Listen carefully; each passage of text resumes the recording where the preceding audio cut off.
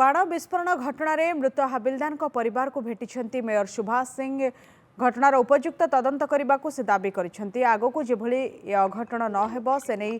दृष्टि देवा सह मृतकों परिवार लोकों को राज्य सरकार 50 लाख टंका क्षतिपूरण देवा को सुभाष दाबी कर